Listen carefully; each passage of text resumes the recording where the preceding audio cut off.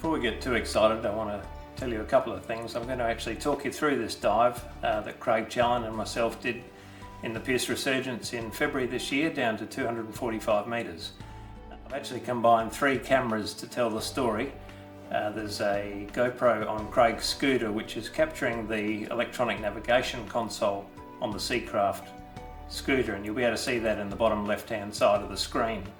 There's only a couple of important numbers to note, and one is the depth, which is shown on the bottom in green in metres, and just above that is a yellow distance from home, so the amount of distance that we've travelled.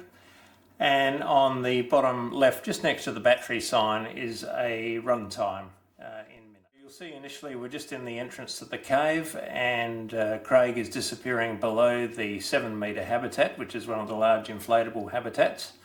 And I just fire up the GoPro on my camera, and we head through the Nightmare Crescent, which leads from the surface down to a junction at 18 metres where the shaft begins. We've got a couple of underwater light dude video lights on each of the scooters, and that seems to be lighting up the cave nicely, although one of them did fail right at the bottom depth, 245 metres, while it was resting on the rocks, so might have got a scratch on the lens, I suspect, but you'll see that right at the end of the video. So we're going through the Nightmare Crescent here, and eventually you'll see Craig's lights ahead of me there as we come into the top of the shaft. From here you can go straight up to a little air bell, or straight down to 105 metres, which of course is where we're headed. Now the little electronic navigation console symbol in the bottom left of the screen of course shows a different depth to what you're seeing from my cameras, because that's on Craig and he's slightly ahead of me and slightly deeper a lot of the time. Although I've noted that his console does show a couple of metres deeper than my Paralens camera. That's the 16-metre habitat. We're just going past there, a beautiful structure. And as we turn and head down the shaft, you'll see Craig is just heading towards the 28-metre habitat there.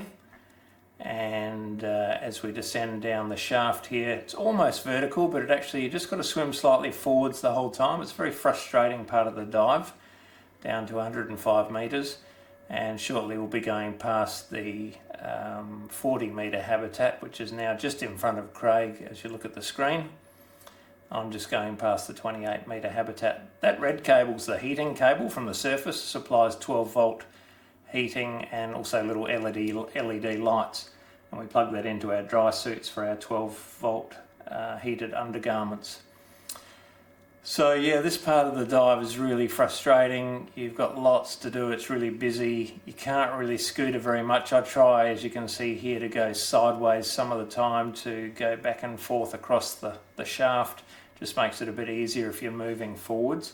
Whereas Craig tends to just hold the scooter in his hand and drop as vertically down the shaft as possible. Yeah, it's just uncomfortable. You can't get into any kind of rhythm or routine as you drop down. That ski rope you can see there was laid pretty much the whole vertical distance of the shaft by Chris Brown and David Dulett. I think that was in the late 90s, I think. And that's a fantastic thing to have in the cave to hang deco cylinders and so forth on. It's really useful and a nice landmark while you're doing deco on the way back up. So where are we? We're just only 4 minutes into the dive. We're down at 50 metres. The 68 metres that you can see in yellow there is the distance, but of course Craig's holding the scooter horizontally, so it's not actually clocking up much distance as we go down. It uses a little impeller as you go through the water to measure distance, so he's not pointing the scooter straight down the shaft, so that's not really registering until we get down the bottom. Interestingly, the temperature on the Paralens camera there, 8.8 degrees. I'm sure the camera generates a little bit of heat in its own right. The temperature in this cave is between 6 and 7 degrees, so that's overreading slightly, which is unusual. So 66 metres, we're just about 2/3 the way down to the bottom of the shaft, but making good time. only 5 minutes elapsed time, so making good progress at this stage. Once we get down to 105 metres, we'll finally get to the riverbed, and from that point on you can just relax and kind of shake down and get into a rhythm, start scootering properly, and the rest of the dive is very much more straightforward. As you descend, we're both using twin megalodon rebreathers, so you're constantly going between loops, checking that both loops are working and functional and not flooded. We've got twin bailout valves, which was a prototype initially from Gollum Gear with Jacob, and Craig got the first one, and then we've built a couple more of those, and that's a really important part of this rig. You can see Craig there with the twin megalodon, and I've got something very similar on my back. On his right is an oxygen, I think it's a 40 cubic foot oxygen bottle with a Y valve supplying both the rebreathers, and a diluent bottle on his left side. And the small tank on his right side there is his dry suit gas with argon in it. Pretty busy unit and lots to do, including filling up your dry suit on descent, making sure you're adding diluent, keeping an eye on your PO2, and it makes for a very busy descent indeed. And it's really nice when we finally reach this gravel riverbed down here at 105 metres, which we'll do very shortly. These Seacraft scooters are great, the way you can adjust the speeds. Oh, there's a habitat that was at 40 metres and it fell down the slope a couple of days before this dive, and we had to do a bit of a retrieval of that habitat before we left the site at the end of the trip. So now we're finally on the riverbed at about 105 metres, and from this point on we can start to relax and get a bit more settled into the dive and start scootering in a forward direction. Makes life much easier, and you can see on Craig's navigation controller on the bottom left hand side he's got 34 metres per minute clicking over on the right hand side of that little display, and his depth 115 metres and 130 metres from home, although obviously that doesn't include the 100 metre descent that we've pretty much just done. And 7 minutes into the dive, so we're making really good time here. So this is a really nice part of the dive. It's called the Needle Bender, named by Dave Appley, who did the initial dives through here, and this leads us through to the big room at 120 metres. And there's a nice balcony which marks the edge of, or the end of the needle bender and the start of the big room. And we'll see that shortly.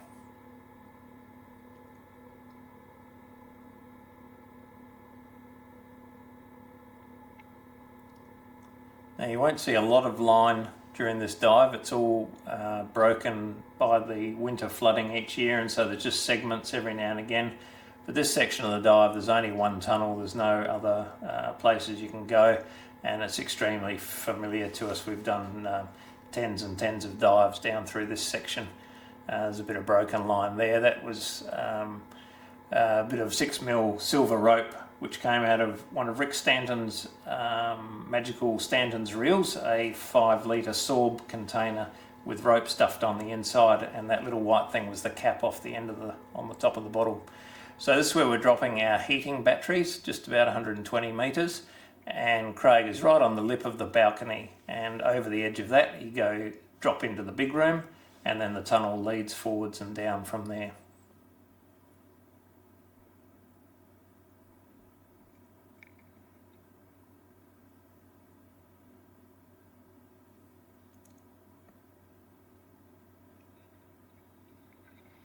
Small discussion there because I've already dropped my batteries back a little way, and Craig's wondering why I'm not depositing batteries at that point.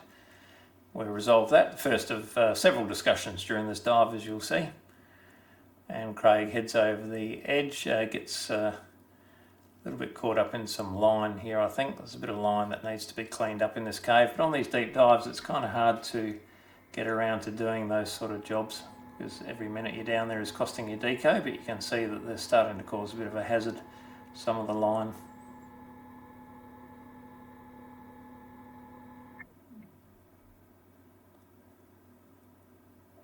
So now we're into the big room. You can see the tunnel straight ahead. Dave Appley, I believe, looked at that black area down there and thought it was a silt wall initially, and now we've got the benefit of these amazing LED lights, and in particular these big video lights. It's kind of obvious that it's a tunnel, but if you've got poor lighting, those sort of things are quite deceptive, and you really have to swim right up to them to see whether they are ongoing passage or not.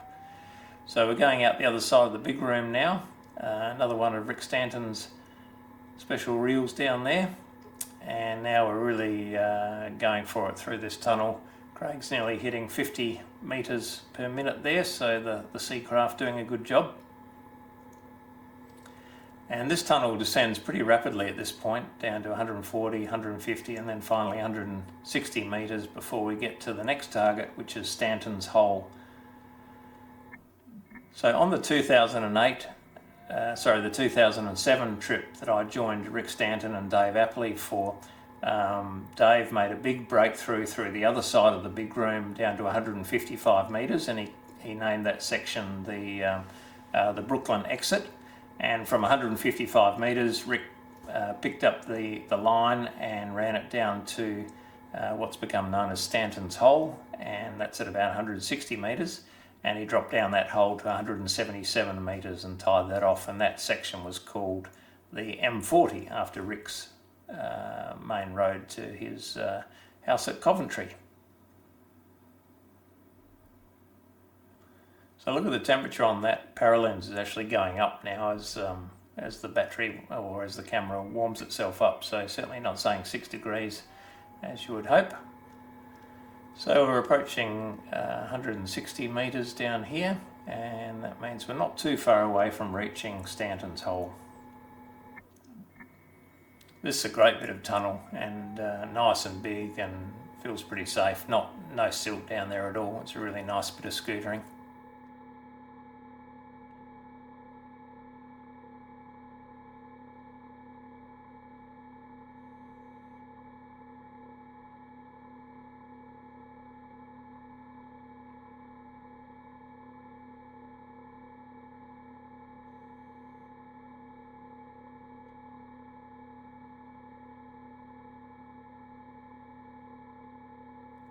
I'm just swapping between the paralens camera, which you're seeing there, and the GoPro on the front of the scooter, which you can see in the frame there. The navigation the navigation console on Craig's scooter, occasionally he bumped his GoPro, so I lost sight of that, so I couldn't put the little frame in the bottom left corner, but as soon as he readjusted the camera, then we get it back, and I put it back in. And there we are. So Craig's ahead of me. He's at 161 metres. So very close now to Stanton's Hole.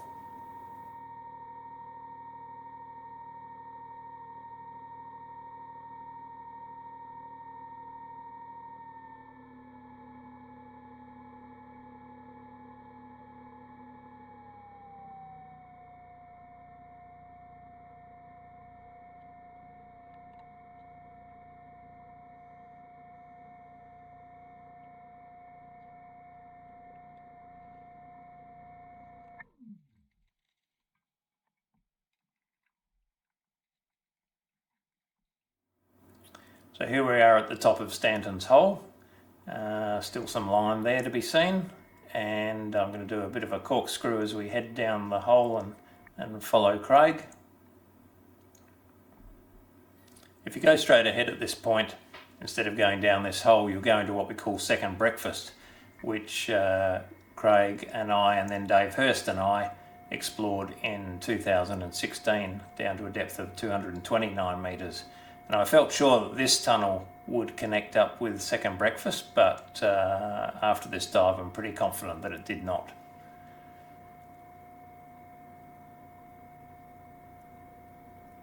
So Craig at 171 metres, and very shortly you'll see the tie off where Rick Stanton tied off his line. That projection where there's a big mess of line now is where Rick tied off to.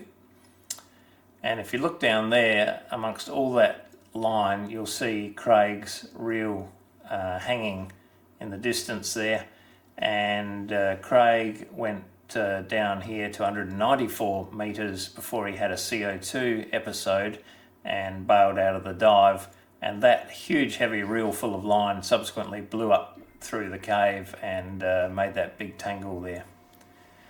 So this level here I explored down to in 2008. I came to the cave with two friends, Grant Pearse and Andrew Bowie, and with their support I did a solo dive down to this level at 182 metres.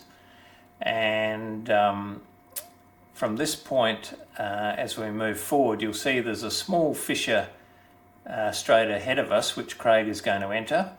But actually the main way really, or the easier way, is up over this bit of rock and then down into the tunnel on the other side.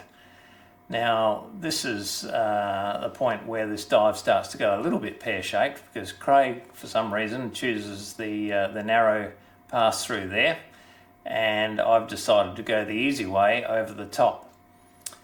And basically we're going to lose each other at this point, because as I come over the top, Craig turns to look behind him and suddenly realises that I'm not there, and actually believes at this point that I've turned around and have exited the cave. So he sits there for several minutes, as you'll see by the navigation console display in the bottom left. And meanwhile I assume that Craig has seen me drop down in front of him, and I merrily continued my way down to 200 metres here. Craig continues to sit at the 185 metre mark, thinking about what his options are, and eventually turns and heads up back to Stanton's hole. Meanwhile, I've headed back down, or continued down, to 200 metres, and you'll see I shortly park my scooter on the rock and assume that he'll be right behind me, because the plan was that he would essentially go in front with me videoing. So I rest my scooter down here at just under 200 metres.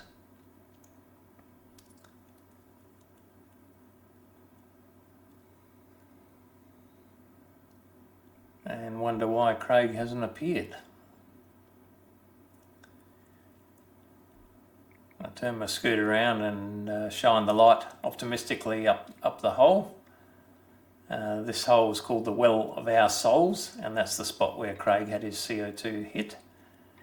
So shining the light up the well, and no sign of Mr. Challen.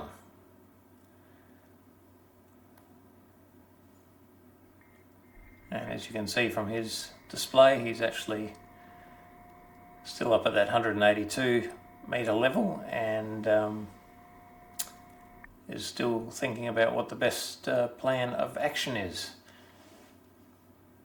To cut a long story short, the video will fast forward now, because I'm going to head back up, and fortunately Craig is still up there and he hasn't left entirely, and we reunite up here at just at the top of Stanton's hole. So, start again. Back down past 177 metres, past Rick's tie-off. We're both a bit grumpy with each other at this stage. Not a great frame of mind to be in for a deep dive. And I'd seriously considered calling the dive at this point, because I was feeling really rattled by the separation and the loss of communication.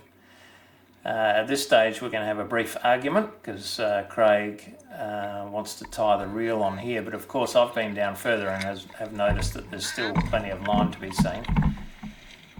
So I convince him that we don't need to tie off the reel at this point, and we can continue back down. So there's the fissure that Craig went through initially, and shortly we'll both head off back down the Well of Our Souls.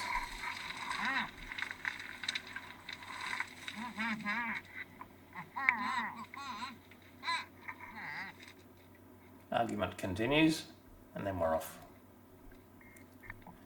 A bit more fast forwarding to get us back on track, and finally back at the 200 metre mark.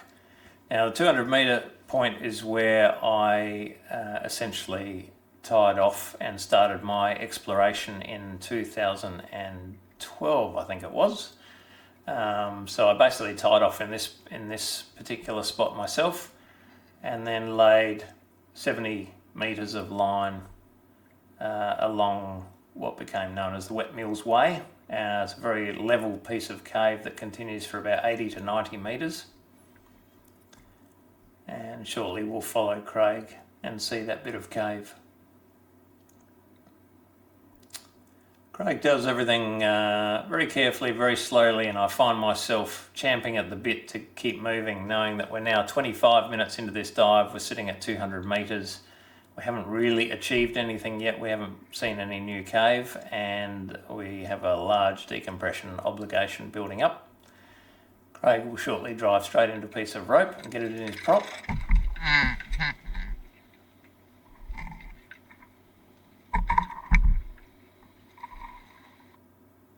And you can hear from my language that I'm sort of starting to lose it a bit, but a couple of deep breaths.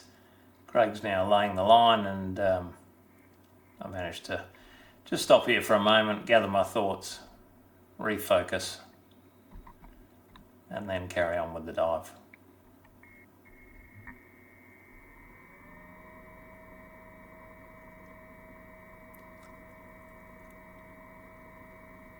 And off we go on the Wet Mills Way. Another really pretty part of the cave, nice big tunnel, horizontal, really doesn't drop at all for about 70 or 80 metres.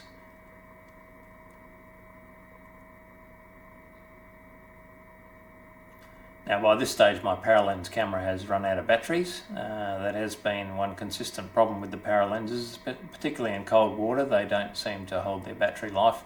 And in fact Craig's, I don't think, didn't fire up in the first place, so hence he only had the one camera.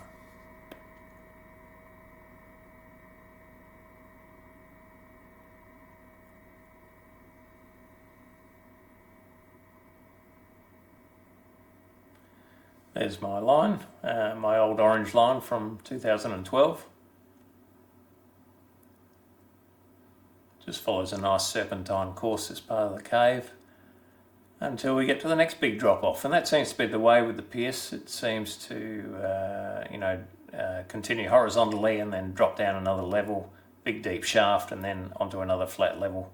So there's Craig in the distance. He's just gone over the lip, and it was at about this point here that Craig tied off to my line that I laid in 2012, and he continued his dive down to 221 metres.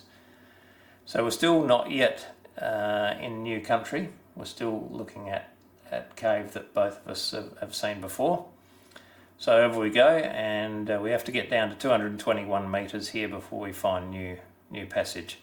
Craig's just having a quick look there for the reel that he tied off. It's a little bit deeper yet, but it's Ken Smith's favourite reel, built and donated to him by Chris Brown, a well-known Australian cave diver. And I'm sorry to say, Ken, I've reviewed this footage very carefully and certainly no sign of your reel there, although Craig has had a pretty good look just then. So down the hill we go, and as soon as he hits 221 metres, then we are officially in new country. And I'm starting to feel more relaxed again now by this stage.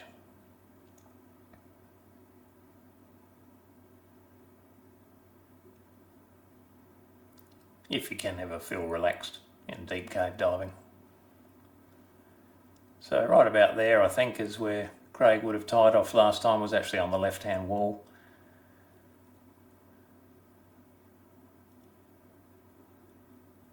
Give him a bit of space. Last thing you want to do is bump into someone down here or get tangled in their line, so we tend to keep our distance a little bit. And now we're off. This is new cave. Very exciting part of the dive. 29 minutes in, the longest we've actually ever spent down here, which is not ideal, but we're kind of committed to a long decompression by now.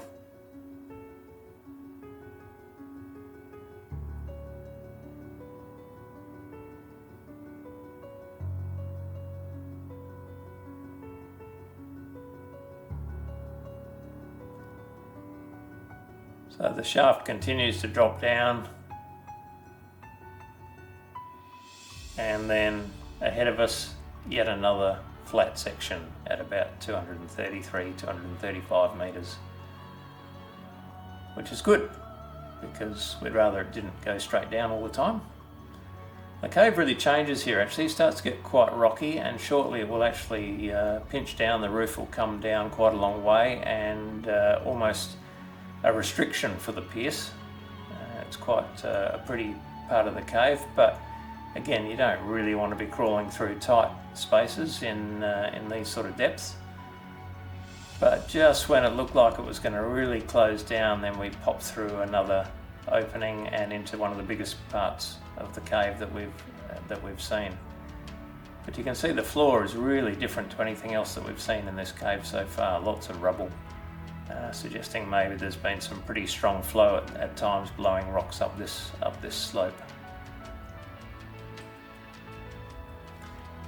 Now we've passed the 229 metre mark, which was the bottom of the second breakfast tunnel, and this tunnel does not look anything like the lower levels of the second breakfast, so I'm absolutely sure that these are two separate tunnels.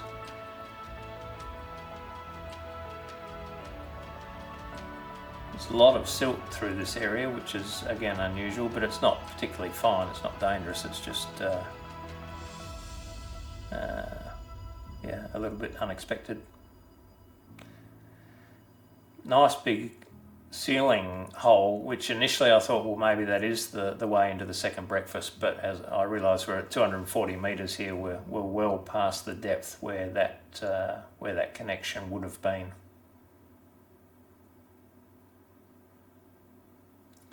And look at this tunnel here. This was a really exciting part of the dive, to see this tunnel ahead of me, and seeing Craig just disappearing into this void was absolutely mind-blowing. It was really, really cool.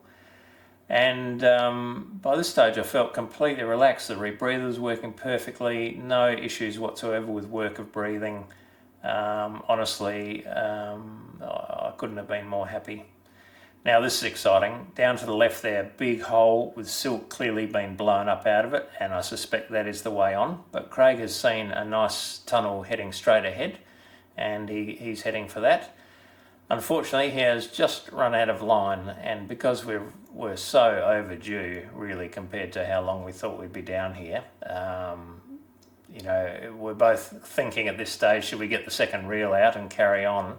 But 32 minutes in, 247 metres on Craig's depth gauge, about 244 on mine, so we ended up calling this 245.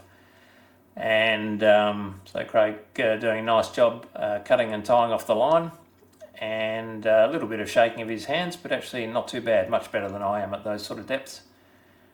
And that's it, time to go home. And I've got to tell you, it's pretty happy days when you turn the scooter for home and head for the surface.